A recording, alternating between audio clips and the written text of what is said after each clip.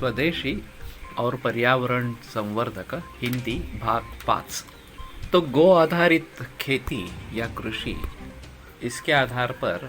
हम पर्यावरण का संवर्धन भी कर सकते हैं और रोजी रोटी भी देहातों में उपलब्ध हो सकती है। महात्मा गांधी जी की एक संकल्पना थी कि पंचक्रोशी, इस प्रकार से जो स्वयं पूर्ण हो, आत्मनिर्भर हो सभी चीज़ों के लिए, चाहे वो खेती और फसल का मामला हो या फिर शिक्षा का अभियान इस प्रकार का हो, बाकी जो भी लोहार सुतार वगैरह इस प्रकार के लोग हैं वो भी हो, तो जो भी काम उन्हें करवाना है उन सभी के लोग वहीं पे मौजूद होंगे और पंचक्रोशी में ही सब आत्मनिर्भर हो जाएगा।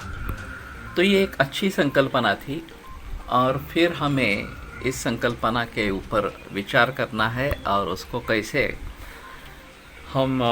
इस्तेमाल में लाए या फिर उसका उपयोग कर सके उसके बारे में सोचना है।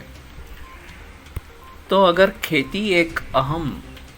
रोज़गार का साधन बन जाता है तो उसके बारे में ये नैसर्गिक खेती या फिर सेंद्रिय खेती जो बताई जाती है उसको करना ज़रूरी है। अभी फ़िलहाल मैं सुना था कि रत्नागिरी के नज़दीक खानू नाम का एक छोटा सा गांव है और वो इसके लिए अभी ख्यातनाम इस प्रकार का हो गया है। तो मैं खुद भी जाकर देखना चाहता हूँ और उन्होंने बड़ी अच्छी तरीके से संवरा है, ऐसा है। तो यही सिलसिला हम सभी जगह पे अगर कर पाएंगे तो बेहतर इस प्रकार का रहेगा। उसमें फसल जैसी होती है वैसे ही उसके जो बॉर्डर्स है खेती के, वहाँ पे औषधि वनस्पतियाँ भी उगा सकते हैं, जैसे कि ये कुमारी या रुफड़ जो कहते हैं या फिर शिगरू वगैरह इस प्रकार के हैं, सरक की सेंग जो होती है या फिर एरंड होता है, दुर्वा होते हैं, शतावरी होती है और बड़े बड़े वृक्ष भी हो सकते हैं।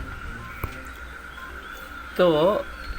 इनका भी खेती में अगर हम शुरुआत करेंगे, उनकी भी खेती में शुरुआत करेंगे तो एक अलग उत्पन्न का साधन इस प्रकार का बन जाएगा। हाल ही में परिस्थिति ऐसी है कि जो सौंदर्य प्रसाधन है उसके लिए बहुत ज़्यादा डिमांड है या फिर लोग उसमें जाना चाहते हैं, खरीदना चाहते हैं, अच्छे मूल्य पर भी खरीदना चाहते हैं। तो ये साइड बाय साइड इस प्रकार का हो सकता है और हम वहीं पे निर्माण करके फिर शहरों में उसको लेके आएंगे तो भी एक बात हो सकती है। दंतमंजन से लेकर केश के लिए तेल बनाना, अभ्यंग के लिए तेल बनाना, उपटन जो है उसका निर्माण करना, ये शुरू में हम कर सकते हैं, इसके बारे में सोच सकते हैं और फिर बाकी औषधियों के बारे में इसके बारे में सोच सकते हैं।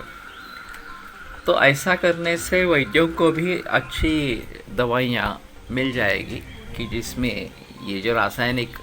पेस्टिसाइड्स, फर्टिलाइज़र्स, इनका अंश न हो या लेड वगैरह का जो आ रहा है वो न आए और किसान जो है उनको भी उससे कुछ फ़ायदा इस प्रकार का हो जाएगा। तो फसल इस प्रकार के निर्माण करने की कि जो बिल्कुल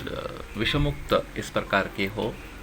उसमें जो बीज बोया जाएगा वो भी देशी बीज इस प्रकार का होना चाहिए और गो आधारित कृषि इस प्रकार की होनी चाहिए और इसके साथ में शिक्षा अभियान ये सब चलेगा और इसमें प्रैक्टिकल के ऊपर ज़्यादा जोर देना है कि हमारी जो शिक्षा है वो अभी ज़्यादातर पुस्तकों में जो शिक्षा है वही चल रही है, उसके बावजूद या उससे ज़्यादा काम एक्चुअल कर्म करना इस प्रकार का होना चाहिए। तो इसके ऊपर ज़्यादा जिक्र होना चाहिए।